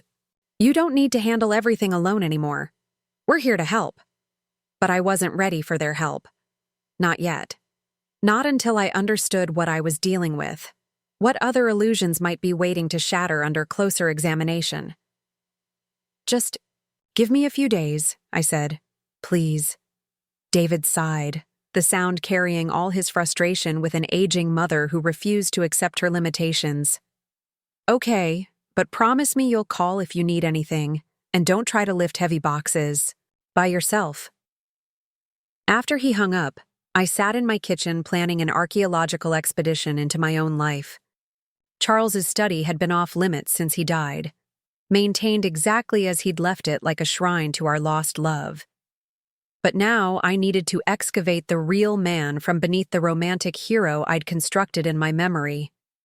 The study smelled of old papers and the lingering ghost of Charles's cologne. His desk was exactly as he'd left it, covered with unpaid bills and half-finished crossword puzzles. The filing cabinet held decades of documentation: tax returns, insurance policies, bank statements, medical records. All the mundane paperwork of an ordinary life, meticulously organized by a man who'd kept careful track of every dollar that came and went from our household. I started with the bank statements, working backwards from the month before he died. What I found there confirmed my growing suspicions. Our savings account held exactly $3,247 at the time of his death. Our checking account had been overdrawn twice in the previous 6 months. The modest life insurance policy he'd carried through the steel mill had been barely enough to cover his funeral expenses. This was not the financial picture of a man who'd been sitting on a fortune in hidden diamonds for 5 decades. I pulled out the tax returns next, spreading them across his desk chronologically. Charles had kept every return going back to our first year of marriage, and the story they told was consistent and heartbreaking. We'd never made much money, never had significant investments, never reported income from selling valuable assets or family heirlooms. Year after year, the numbers painted the same picture. A working-class family living paycheck to paycheck, struggling to make ends meet despite their best efforts. If Charles had inherited diamonds worth hundreds of thousands of dollars from his grandmother, there should have been some record of them. Insurance policies listing valuable personal property, appraisal documents for estate planning purposes. Something, anything, that would have acknowledged the existence of the treasure I'd believed in for so long. But there was nothing. Nothing except the careful budgeting of a man who'd known exactly how little money we had and had tried his best to make it stretch. I found his mother's estate papers filed in a folder marked Family Documents. Wow! When Charles's mother died in 1985, she'd left him her modest house and about $12,000 in savings. The inventory of her personal effects listed costume jewelry valued at less than $200, some family photographs, and household items with negligible resale value. No mention of diamonds. No reference to valuable family heirlooms. No indication that the Lewis family had ever possessed wealth of any kind. The evidence was overwhelming and undeniable. Charles had lied to me about the diamonds, about his family's heritage, about the secret treasure that was supposed to secure our future. But the more I read through his meticulous financial records, the more I understood why he'd created that beautiful fiction. We'd been so young when we married, so full of dreams that seemed entirely achievable when filtered through the optimism of youth. Charles had wanted to give me everything I'd ever wanted. The house with the rose garden, the college educations for our children, the financial security that would allow us to travel and explore and build the life we'd planned together. But reality had intervened in the form of modest wages, unexpected expenses, and the grinding economics of raising 3 children on a single income. The diamond story hadn't been a cruel deception designed to manipulate me. It had been a desperate gift from a young man who'd had nothing valuable to offer his bride except hope, and the promise that somehow, someday, he'd find a way to make all her dreams come true. I found his journal in the bottom drawer of the desk, hidden beneath old insurance policies like a guilty secret. I'd never known he kept one. And as I opened the leather-bound book, I felt like I was violating something sacred. But I needed to understand. Needed to hear his version of our story in his own words. The earliest entries dated back to our engagement, in 1966. His handwriting was young and confident then, full of excitement about our upcoming wedding and optimistic plans for our future. But it was the entry from our wedding day that made me understand everything. Married my beautiful Jeannie today. She looked like an angel in her grandmother's dress. I wanted so badly to give her something special, something that would show her how much she means to me. Told her about the diamonds in the dress seams, saw it in a movie once and thought it sounded romantic. The look on her face when I said it was worth everything. She believes in magic, my Jeannie does. She believes in me. Maybe if I work hard enough, save enough, I can make it true someday. Maybe I can buy real diamonds and actually sew them into something of hers. Maybe I can become the man she thinks she married. I had to stop reading and put my hand over my mouth to keep from crying out loud. He'd never intended for the lie to last forever. He'd genuinely planned to make it true, to somehow acquire the treasure he'd promised and turn his romantic fiction into reality. The diamond story had been an IOU written by a young man who'd believed absolutely in his ability to eventually make good on his promises. But life had gotten in the way, as life always does. The entries from subsequent years chronicled his growing frustration with his financial limitations, his increasing desperation to provide for his family, his mounting awareness that the dreams, he'd shared with me were slipping further out of reach with each passing year. Jeannie mentioned the dress again today, read an entry from 1972. Asked if we should have the diamonds appraised for insurance purposes now that we have children. I changed the subject, told her we'd wait until the kids were older. How long can I keep this up? How long before she realizes I was talking nonsense that night? Every year it gets harder to remember what I actually said, harder to keep the story straight, but she's so happy believing in it. It gives her comfort when money is tight, knowing we have that security. How can I take that away from her? The pattern continued through the years. References to my questions about the diamonds, his increasingly elaborate deflections, his growing guilt about maintaining the deception. But also, heartbreakingly, evidence of his genuine love for me and his sincere desire to somehow make the lie true. Saw a ring at Kellerman's jewelry that reminded me of what I described to Jeannie all those years ago, he wrote in 1981. 3 carats, perfect clarity, exactly the kind of stone that might have been in a family for generations. Asked about the price and nearly laughed out loud. Might as well ask about buying the moon.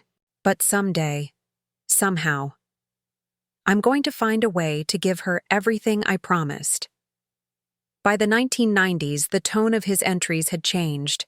The optimism was gone, replaced by resignation and a kind of weary acceptance that some promises couldn't be kept. Jeannie's been talking about updating our wills, making sure the diamonds are properly accounted for our children's inheritance. She's so practical about it, so matter of fact. Sometimes I think she's forgotten these are supposed to be a secret. The lie has become so real to her that she treats it like just another asset to be managed. How did something that started as a romantic gesture become this burden that follows me everywhere? Every time she touches that dress, every time she mentions our insurance policy, I feel like a fraud. But it's been 30 years now. How do you tell someone you love that their entire understanding of your marriage is built on a story you made up when you were 25 and stupid? The final entries, written in the months before his death, were the hardest to read. His handwriting had become shaky, his words increasingly focused on what would happen to me after he was gone. The doctors say I have maybe 6 months, maybe less. I should tell Jeannie the truth about the diamonds before I die, should give her a chance to understand and forgive me. But she's already so frightened about losing me, so worried about how she'll manage on her own. The diamonds are her security blanket, her proof that I'll still be taking care of her even after I'm gone. How can I take that comfort away from her when she needs it most? Maybe it's better to let her keep believing. Maybe the peace of mind is worth more than the truth. I closed the journal and sat in Charles's chair, surrounded by the evidence of a lifetime of well-intentioned deception. He'd loved me. That much was clear from every page, every entry, every desperate attempt to somehow make his romantic fiction into reality. But he'd also been weak, too afraid of disappointing me to tell me the truth, too caught up in maintaining the illusion to find a way out of the lie he'd created. And I'd been complicit in my own deception, so eager to believe in magic that I'd never asked the hard questions, never demanded proof, never looked too closely at the inconsistencies that should have revealed the truth decades earlier. We'd both been prisoners of the beautiful story we'd created together, trapped by our mutual need to believe that our ordinary love was extraordinary, that our modest life was secretly magnificent, that somewhere hidden in the fabric of our marriage was something precious enough to make all the struggles worthwhile. The phone rang again, startling me out of my revelations. This time it was Margaret, probably checking to make sure I hadn't fallen or forgotten to take my medications or done something else that would prove I needed constant supervision. "Hi, Mom. Just wanted to see how you're doing." "I'm fine," I said automatically, though I felt anything but fine. "You sound tired. Are you getting enough sleep?" "Yes, dear. I'm just going through some of your father's papers. You know how emotional that can be." "Oh, Mom, you should have asked us to help with that. You don't need to handle his personal stuff alone." But I did need to handle it alone. This was my reckoning to face, my illusion to either preserve or destroy. My children couldn't help me decide whether to live the rest of my life in comfortable delusion or painful truth. "Did you find anything interesting?" Margaret continued. "Any important documents we should know about?" Important documents. She was asking about insurance. Policies and financial records, practical things that would affect my future care and their inheritance.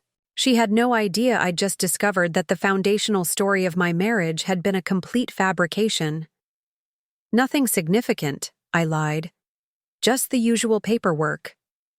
After she hung up, I sat in the growing darkness of Charles's study, trying to decide what to do with what I'd learned. I could tell my children the truth, admit that I'd been living in a fantasy for 57 years, accept their concerned looks and gentle suggestions about cognitive testing and mental health evaluations. I could become the tragic figure they were already halfway to seeing me as, a confused old woman who couldn't distinguish between reality and imagination.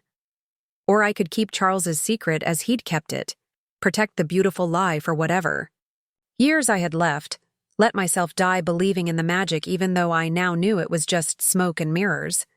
The choice felt enormous, like standing at a crossroads that would determine not just my future, but my understanding of my entire past. If I accepted the truth about the diamonds, what else would I have to question? How much of my marriage had been real, and how much had been elaborate performance designed to maintain an illusion we'd both become addicted to? But as I sat there surrounded by the evidence of Charles's deception and his love, I realized there was a third option, one that had never occurred to me before. I could choose to see the lie not as a betrayal, but as a gift, not as evidence of Charles's weakness, but as proof of his devotion. He'd created a beautiful story for me, and then spent his entire life trying to make it true. When he couldn't make it true, he'd protected it anyway, preserving my happiness at the cost of his own peace of mind. Maybe that was what real love looked like. Not the grand gestures and romantic declarations I'd always imagined, but the daily choice to put someone else's comfort before your own truth, to carry the weight of their dreams even when those dreams had become impossible. The diamonds had never been real, but Charles's love for me had been. His desire to give me magic, to make me feel special and cherished and secure, had been genuine even when the methods he'd used to achieve those goals had been fabricated. He'd loved me enough to lie to me, and then loved me enough to carry the burden of that lie for the rest of his life. I thought about Sarah Martinez, wearing my grandmother's dress and planning her wedding to Miguel. She was where I'd been 57 years ago, full of hope and certainty and absolute faith in the power of love to overcome any obstacle. She believed in fairy tales because she was young enough to need them, strong enough to create them, naive enough to trust that the universe would conspire to make her dreams come true. Maybe that's what youth was for. Believing in magic long enough to build something real out of nothing but hope and determination, and the willingness to work toward impossible dreams. Maybe the tragedy wasn't that the magic wasn't real, but that we stopped believing in our ability to create it. I picked up the phone and dialed Sarah's number before I could change my mind. "Mrs. Lewis?" She sounded surprised to hear from me. "Is everything okay?" "I've been thinking about our conversation," I said, "about the dress, and about what you said about believing in love." "Oh, okay. I want to tell you something, and I want you to promise me you'll listen to the whole story before you say anything." "Of course." So I told her everything, about Charles and the diamonds that were never real, about the beautiful lie that had sustained me for 57 years, about the choice I was facing between truth and illusion. I told her about his journal, about his genuine intentions and his growing inability to confess, about the way we'd both become prisoners of the story we'd created together. Sarah listened without interruption, and when I finished, there was a long silence on the other end of the line. "Mrs. Lewis," she said finally, Are you telling me this because you think I should be afraid? Because you think Miguel and I are heading for the same kind of disappointment? No, I said. I'm telling you because I think you deserve to know that even the most beautiful lies can be expressions of love. That sometimes the stories we tell each other matter more than whether they're technically true. That believing in magic doesn't make you naive, it makes you brave. But the diamonds were never real. But the love that created the story about them was absolutely real. And maybe that's enough. Maybe that's more than enough. Another long pause. What will you do now? Now that you know the truth? It was the question I'd been avoiding, the decision I'd been trying not to make. But talking to Sarah, explaining Charles's choices to someone else, had helped me understand my own options more clearly. I'm going to choose to love him anyway, I said. I'm going to choose to see his lie as the gift he meant it to be, rather than the betrayal it could have been. And I'm going to hope that someday, when you're my age and looking back on your marriage to Miguel, you'll be able to make the same choice about whatever imperfections and disappointments you discover along the way. Mrs. Lewis? Yes, dear. I think you're the bravest woman I've ever met. After I hung up, I sat in Charles's study until late into the night, reading through his journal one more time, trying to reconcile the man who'd written these words with the man I'd lived with for 54 years. They were the same person, I realized. The romantic dreamer and the practical realist, the loving husband and the careful deceiver, the man who'd wanted to give me the world, and the man who'd known he couldn't afford to buy me a decent anniversary gift.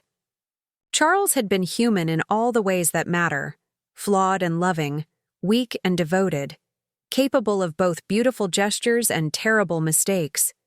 He'd loved me imperfectly, which was the only way anyone had ever loved anyone else in the history of the world. And I'd loved him imperfectly too, creating an idealized version of him in my mind and then demanding that he live up to my fantasies.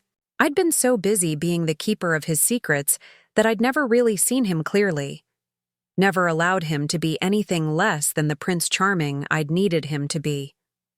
Maybe that was the real tragedy of our marriage. Not that he'd lied, to me, but that we'd both been so afraid of disappointing each other that we'd never learned how to love each other's actual, imperfect, beautifully human selves. But it was too late to change any of that now. Charles was gone, and I was alone, with the truth about our marriage, and the choice of what to do with that truth. I could spend my remaining years mourning the deception, or I could choose to celebrate the love that had motivated it. I chose love. Not because I was naive or delusional or unable to face reality, but because love was the only truth that mattered in the end. Charles had loved me enough to create magic for me when he couldn't afford to buy it. He'd loved me enough to protect my illusions when reality would have crushed my dreams. He'd loved me enough to carry the weight of his deception alone rather than burden me with the disappointment of learning that fairy tales don't come true. That kind of love deserved to be honored, not condemned. That kind of devotion deserved to be remembered as the gift it was, not the lie it had required. I closed Charles's journal and put it back in the bottom drawer where he'd hidden it for so many years. Some secrets were meant to be kept, some truths were too small to matter, and some lies were so beautiful that they transcended their own deception and became something larger and more meaningful than mere facts. Tomorrow I would call my children and tell them I was ready to talk about assisted living. I would begin the process of accepting their help and acknowledging my limitations. I would start living in the present instead of the past, building whatever future was still possible for a 75-year-old woman who'd just learned that her entire understanding of her own life had been wrong. But I would do all of that, while carrying Charles's secret with me, protecting it the way he'd protected mine, honoring the love that had created it, even as I finally understood its true nature. The diamonds had never been real, but the marriage they'd symbolized, the devotion they'd represented, the security they'd provided me through decades of uncertainty and struggle, all of that had been as real as anything I'd ever experienced. And maybe, in the end, that was the only treasure that had ever mattered anyway. 3 months after I discovered the truth about Charles and the diamonds that never existed, I was sitting in the lobby of Sunset Manor Assisted Living, waiting for the orientation tour that would introduce me to what my children insisted was going to be the next chapter of my life. The brochure in my lap featured smiling elderly people engaged in watercolor classes and gentle yoga sessions, all of them apparently thrilled to have surrendered their independence in exchange for scheduled activities and monitored medications. I should have felt defeated. After 75 years of living on my own terms, making my own decisions, and maintaining my own household, I was about to become a resident rather than a homeowner, a client rather than a person, a problem that had been successfully managed rather than a woman with preferences and opinions and the right to determine her own future. My children had presented this transition as inevitable, practical, and ultimately beneficial. But I understood what it really represented: the systematic erasure of everything I'd been in favor of everything I was becoming. But sitting there, in that cheerfully decorated lobby, surrounded by other people's families having the same conversations about safety and supervision and the need to be realistic about declining capabilities, I felt something I hadn't expected to feel. I felt free. Free from the weight of maintaining a house that had become too large for my needs and too full of memories that no longer brought comfort. Free from the exhausting pretense of being completely self-sufficient when the truth was that I'd been struggling for months with tasks that had once been effortless. Free from the burden of protecting secrets that no longer needed protecting, of preserving illusions that no longer served any purpose except to keep me trapped in a version of myself that had stopped being true the moment Charles died. Most importantly, I felt free from the obligation to be the woman I'd always been. Jean Lewis, devoted wife and keeper of romantic secrets, was a character I'd been playing for so long that I'd forgotten there might be other roles available to me. But the discovery of Charles's journal had shattered that identity so completely that I had no choice but to figure out who I was underneath all the stories I'd been telling myself. Mrs. Lewis? A young woman with a clipboard and a professional smile was standing beside my chair. "I'm Jennifer, the admissions coordinator. Are you ready for your tour?" I followed her through corridors decorated with cheerful artwork and past common areas where residents were engaged in various activities designed to keep them mentally stimulated and physically active. Jennifer pointed out the dining room with its rotating menu of heart-healthy options, the library with its large print books and comfortable reading chairs, the activity rooms where residents could pursue hobbies or learn new skills appropriate for their abilities and interests. "We have a wonderful community here," Jennifer explained as we walked. "Many of our residents tell us they wish they'd made the transition sooner. There's something to be said for not having to worry about household maintenance and meal planning when you could be focusing on the things that really matter. The things that really matter." I wondered what those were supposed to be when you were 75 and had already raised your children, buried your husband, and discovered that the foundational story of your adult life had been an elaborate fiction. What was supposed to matter when everything you'd thought was permanent had proven to be temporary? When everyone you'd thought would be with you forever had either died or grown up and moved away? "This would be your apartment," Jennifer said, opening the door to a small but efficiently designed living space. 1 bedroom, 1 bathroom, a kitchenette for light cooking, and a lovely view of the garden. The apartment was pleasant enough, with neutral colors and sensible furniture, and enough space for the possessions my children had deemed essential for my continued existence. But looking at it, I realized that this wasn't just a place to live. It was a place to wait for my health to decline further, for my memory to fail, for my children to make increasingly consequential decisions about my care. It was a way station between the life I'd lived and the death that was still some indeterminate number of years away. "What do you think?" Jennifer asked, clearly expecting enthusiasm or at least resigned acceptance. "It's very nice," I said, because that was what she needed to hear, and because I'd spent a lifetime saying what other people needed to hear rather than what I actually thought. But as we completed the tour and Jennifer handed me forms to take home and consider, I found myself thinking about Sarah Martinez. In the week since our conversation about Charles's journal, I'd continued to call her occasionally, ostensibly to check on her wedding plans, but really because talking to her reminded me of what it felt like to believe in the future, rather than simply endure it. Her wedding was scheduled for the following Saturday, a small ceremony at her family's church, followed by a reception in the parish hall. She'd invited me again, and this time I'd surprised myself by accepting. Not because I wanted to witness another beginning when I was so acutely aware of my own ending, but because I'd realized that watching someone else's fairy tale begin might help me understand what I wanted to do with whatever remained of my own story. "I'm nervous," Sarah had confessed during our last phone conversation. "Not about marrying Miguel, but about everything else. What if the dress doesn't fit right after the final alterations? What if it rains and we can't take pictures in the garden? What if the cake is awful or the flowers wilt or something goes wrong with the music?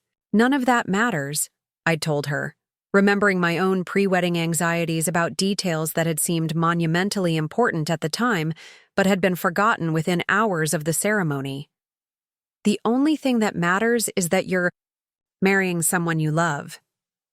Did you feel this way before your wedding? Like you were standing at the edge of your whole life? I'd thought about that question for a long time before answering. Had I felt like I was standing at the edge of my whole life? Yes, but not in the way Sarah meant. I'd felt like I was about to step into a story that had already been written, a fairy tale with predetermined roles and guaranteed outcomes.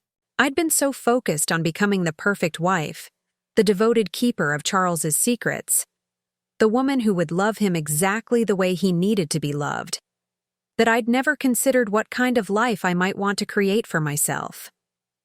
I felt like I was becoming who I was supposed to be, I'd told her. But maybe that's different from becoming who you actually are. What do you mean? I mean, maybe the most important thing isn't to love someone the way you think you're supposed to, but to love them the way you actually do. Maybe the goal isn't to be the perfect wife, but to be yourself so completely that your husband falls in love with who you really are, instead of who you're pretending to be. It was advice I'd never followed myself, wisdom I'd learned too late, to apply to my own marriage. But maybe that was what the end of life was for, distilling everything you'd learned into something useful that could be passed on to people who still had time to benefit from it. The day of Sarah's wedding dawned, clear and warm, with the kind of golden light that makes everything look like it's been touched by magic. I dressed carefully in my best suit, the same navy blue ensemble I'd worn to Charles's funeral, and drove to St. Mary's Church with a mixture of anticipation and melancholy that I couldn't quite name. The church was small and intimate, decorated, with white roses and baby's breath that reminded me painfully of my own wedding day. As I took my seat in one of the back pews, I watched the families gathering, the excited children in their formal clothes, the elderly relatives being helped to their seats by patient younger family members. Everyone looked exactly the way wedding guests are supposed to look: hopeful, festive, ready to witness the beginning of something beautiful. When the music began and Sarah appeared at the back of the church, I felt my breath catch in my throat. She looked radiant in my grandmother's dress, which fit her perfectly after the alterations. The ivory silk seemed to glow in the light streaming through the stained glass windows, and the delicate lace sleeves moved like butterfly wings as she walked down the aisle toward Miguel. But it wasn't just the dress that made her beautiful. It was the expression on her face, the absolute certainty and joy that transformed her features into something luminous. She wasn't just walking toward her groom. She was walking toward her future with complete faith that it would be everything she'd dreamed it could be. Miguel's face when he saw her was everything a bride could hope for. His eyes filled with tears. His smile lit up the entire church, and when she reached the altar and took his hand, the connection between them was so palpable that everyone in the congregation could feel it. This was what love looked like when it was new and untested and absolutely certain of its own permanence. As Father Martinez began the ceremony, I found myself thinking not about my own wedding day, but about all the anniversaries that had followed. The 5th anniversary when David was a toddler and we were too exhausted to celebrate properly. The 10th anniversary when we'd finally saved enough money for a weekend getaway, only to spend it worrying about the babysitter and calling home every few hours. The 20th anniversary when Charles had given me that costume jewelry necklace that my children had later dismissed as worthless, but that had represented weeks of him setting aside lunch money to afford something special for me. Those weren't the moments that fairy tales were made of, but they were the moments that real marriages were built on. The unglamorous, everyday choices to keep loving someone even when love felt more like work than magic. The decision to find meaning in ordinary gestures rather than waiting for grand romantic declarations. The gradual understanding that the most profound intimacy came not from sharing secrets, but from sharing the mundane realities of building a life together. Charles had lied to me about the diamonds, but he'd been truthful about everything else. That mattered. He'd been faithful and hardworking and devoted to our family.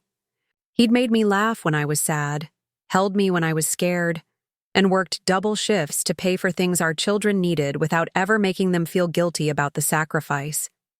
He'd been present for every important moment in our lives together, and even when money was tight and dreams felt impossible, he'd never made me feel like I was a burden or a disappointment. Maybe that was what real treasure looked like. Not hidden diamonds or secret fortunes, but the accumulation of thousands, of small acts of love over the course of a lifetime. The way Charles always made my coffee exactly the way I liked it. The way he never forgot to tell me I looked beautiful, even when I felt old and tired and thoroughly ordinary. The way he'd held my hand during every scary medical appointment, every difficult conversation with our children, every moment when life felt too overwhelming to handle alone. The ceremony concluded with Miguel and Sarah's first kiss as husband and wife, and the congregation erupted in applause and cheers. As they walked back down the aisle together, beaming at their families and friends, I felt something shift in my chest, a loosening of grief that had been so much a part of me for 3 years that I'd forgotten what it felt like to exist without it. I wasn't mourning the loss of Charles anymore.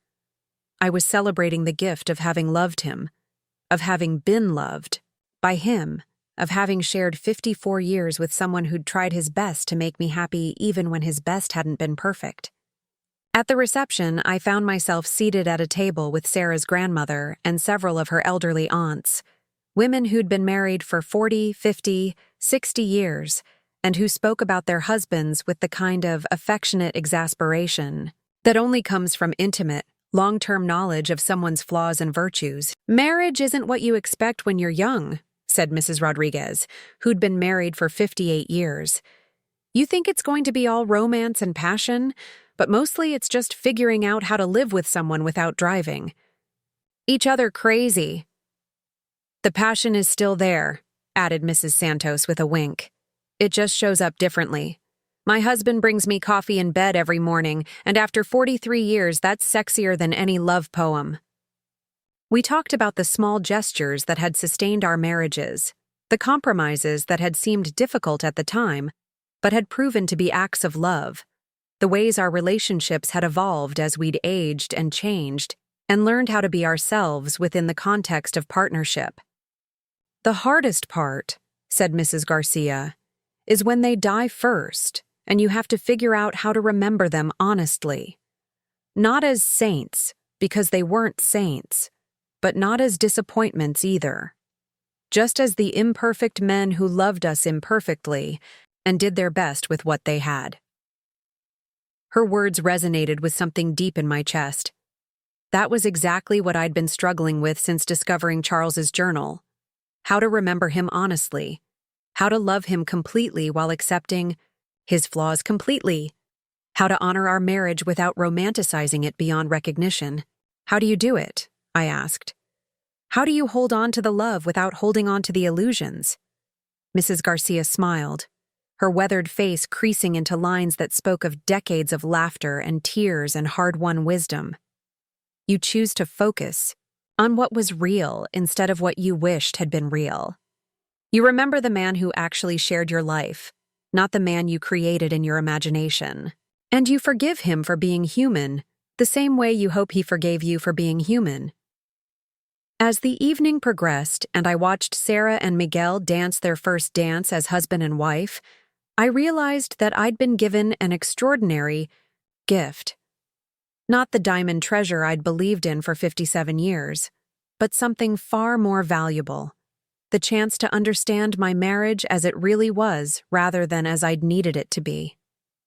Charles hadn't been the romantic hero of my girlish fantasies.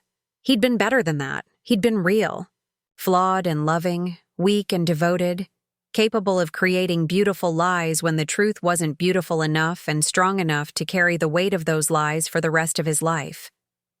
He'd given me exactly what he'd promised on our wedding night, just not in the way I'd expected. He'd sewn security into the very fabric of our marriage, not through hidden diamonds, but through his daily commitment to our life together. He'd made me feel treasured, not because I was the keeper of valuable secrets, but because I was valued for myself. He'd ensured our future, not through secret wealth, but through the love he'd invested in our children and the memories he'd helped me create. When the reception ended and Sarah came to thank me for attending, she looked tired but radiant, glowing with the satisfaction of a day that had exceeded all her expectations. "How do you feel?" I asked her. "Complete," she said without hesitation. "Like I've become who I was always meant to be." I remembered that feeling, that sense of having stepped into your destiny and found it to be exactly the right fit. But I also knew now that the feeling of completion wasn't permanent, that marriage was less about becoming who you were meant to be, and more about constantly choosing to become the person your relationship needed you to be. "Hold on to this moment," I told her. "But don't expect to feel this way every day. Marriage is work, and some days the work is harder than others. The magic isn't in feeling perfect all the time. The magic is in choosing to keep working at it even when it stops feeling magical." "Is that what you did? With your husband?" "That's what we both did," I said. "Imperfectly, inconsistently, but ultimately successfully. We chose each other over and over again, even when choosing each other was difficult." As I drove home that night, I felt something I hadn't experienced in years: excitement about the future. Not because I expected my remaining years to be filled with adventure or romance or dramatic revelations, but because I finally understood what I wanted to do with whatever time I had left. I wanted to stop being the keeper of other people's secrets and start being the teller of my own truths. I wanted to stop protecting illusions and start creating reality. I wanted to stop waiting for my life to have meaning and start actively constructing meaning from the materials I had available. The next morning, I called Jennifer at Sunset Manor and told her I'd decided not to move in after all. Then I called my children and scheduled a family meeting, the kind of conversation I should have initiated months earlier, but had been too afraid of their reactions to attempt. They arrived at my house on Sunday afternoon with the barely concealed frustration of people who'd thought a problem was solved and were now being told it was more complicated than they'd realized. David brought his laptop, probably expecting to present financial analyses and care projections. Susan brought her notebook, ready to make lists and implement solutions. Margaret brought her worried expression and her tendency to assume the worst about any situation that couldn't be immediately resolved. "I need to tell you something," I said once we were all seated in my living room. "About your father and our marriage, and some things I think you should understand." So I told them everything.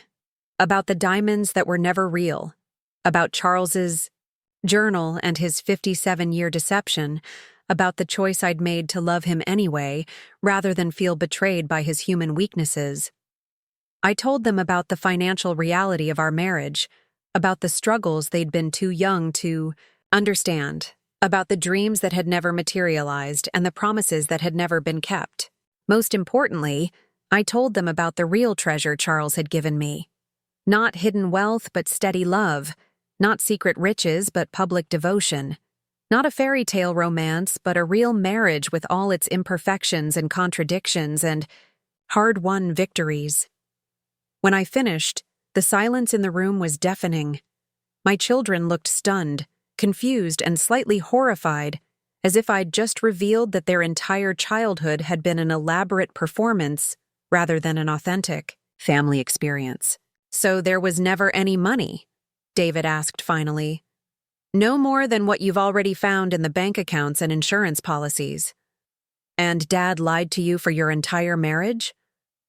Your father told me a story that made our life together feel more magical than it would have otherwise. I chose to believe in that story because believing in it made me happy." "But Mom," Susan said, "that's not normal. That's not how healthy relationships work." "Maybe not," I admitted. "But it's how our relationship worked. And despite its flaws, despite the deception at its foundation, it was a good marriage. We loved each other faithfully for 54 years. We raised 3 wonderful children. We built a life together that brought us both satisfaction and joy. The diamond story didn't make any of that less real." Margaret was crying now, the kind of tears that come from having your understanding of the world shifted so dramatically that you don't know how to reorganize your emotional landscape. "How can you be okay with this?" she asked. "How can you not feel angry that he lied to you for so long?" "Because I understand why he lied," I said. "And because I've realized that I was lying too in my own way. I was pretending to be the kind of woman who could be satisfied with romantic gestures and secret treasures, when what I really wanted was someone who would love me enough to take out the garbage without being asked and remember to buy my favorite ice cream at the grocery store." "I don't understand," David said. "I spent our entire marriage trying to be worthy of a grand love story, when what your father was offering me was something much better. An ordinary love story with extraordinary staying power. He didn't give me diamonds, but he gave me stability. He didn't make me a princess, but he made me a partner. He didn't create magic, but he created a home where magic could exist." The conversation continued for hours, with my children asking questions I sometimes couldn't answer and expressing concerns I couldn't always address. They wanted to understand how I could forgive such a fundamental deception, how I could reframe a lie as an act of love, how I could choose gratitude over resentment when I'd been deceived for so long. But what they really wanted to understand was how I could still believe in love after discovering that my own love story hadn't been what I'd thought it was. How I could still have faith in marriage after learning that mine had been built on a beautiful fiction. How I could still think romance was worthwhile after discovering that the most romantic gesture of my life had been completely fabricated. Because, I told them, the alternative is to believe that nothing we experienced together was real, that 54 years of marriage was just an elaborate con game, that your father spent his entire adult life manipulating me for reasons I can't fathom. And that interpretation doesn't match the man I lived with, the father you knew, or the life we built together. So you're choosing to believe what makes you feel better, rather than what's actually true? I'm choosing to believe the interpretation that honors the complexity of human nature and the reality of long-term love. Your father wasn't a villain who set out to deceive me. He was a young man who made a romantic gesture that got out of hand, and then he was a middle-aged man who didn't know how to admit his mistake, and finally he was an older man who chose to protect my happiness rather than relieve his own guilt. By the time they left that evening, my children were still troubled by what I'd told them, still struggling to reconcile the father they'd known with the man who'd created and maintained such an elaborate deception. But they'd also heard something in my voice that they hadn't heard since Charles died. Peace. Not the peace of someone who'd given up on life, but the peace of someone who'd finally figured out how to live with the truth of their own experience rather than constantly measuring that experience against impossible standards of perfection. In the weeks that followed, I began the process of creating a new life for myself. Not the stripped-down, managed existence my children had envisioned for me, but a life that reflected who I was at 75 rather than who I'd been at 22, or 45 or 60.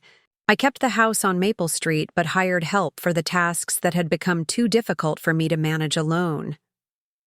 I started attending a weekly book club at the library, where I discovered that I had opinions about literature that had nothing to do with what Charles might have thought. I began volunteering at a literacy program for adult learners, teaching people my own age how to read and finding unexpected satisfaction in witnessing their excitement about acquiring new skills. Most importantly, I started writing. Not a memoir or a family history, but stories. Fiction that drew on my experience but wasn't limited by the facts of my life. Stories about women who made different choices than I had, who demanded different things from their marriages, who refused to accept beautiful lies when ugly truths would serve them better. I wrote about a woman who discovered her husband's deception and chose to confront him rather than protect his secret. I wrote about a bride who demanded to see the diamonds on her wedding night and learned to love a man who had nothing to offer her except his genuine self. I wrote about an elderly woman who moved into assisted living and found love again with a fellow resident who appreciated her exactly as she was, rather than as someone she'd pretended to be. The stories weren't autobiographical, but they were authentic in ways that my actual life had often failed to be. They reflected the woman I might have been if I'd been braver, the choices I might have made if I'd been more honest with myself, the relationships I might have built if I'd been willing to risk disappointment in exchange for genuine intimacy. Sarah called me on her 6-month anniversary, bubbling with excitement about married life and the small discoveries she was making about her husband as they settled into the rhythm of daily life together. Miguel leaves his socks on the bathroom floor, she said, laughing, and he puts empty milk cartons back in the refrigerator, and he has this habit of singing off-key in the shower that drives me absolutely crazy. And how do you feel about these revelations? I asked. Relieved, she said without hesitation. I was so worried about being the perfect wife that I forgot to figure out how to live with an imperfect husband. But these little flaws make him more real to me, more human. I love him more now than I did on our wedding day, because I love who he actually is instead of who I hoped he would be. That's very wise. I learned it from you, from what you told me about your husband and the choice you made to love him anyway. I decided I wanted to start practicing that kind of love from the beginning, instead of waiting until the end to figure out how forgiveness works. After we hung up, I sat in my garden watching the roses I'd finally planted bloom in the space, where Charles had always planned to put them. They weren't the elaborate garden he'd envisioned, just a simple border of pink and white flowers that required more maintenance than I'd expected, but brought me more joy than I'd anticipated. This was what the real treasure had been all along. Not hidden diamonds or secret wealth, but the capacity to create beauty in ordinary circumstances, to find meaning in imperfect relationships, to choose love over and over again, even when love disappointed you or surprised you or turned out to be different than you'd expected. Charles had given me that treasure, not through his deception, but despite it. He'd shown me that love could survive lies, that marriages could thrive on imperfection, that the most precious things in life were often the ones that couldn't be appraised or insured or hidden away for safekeeping.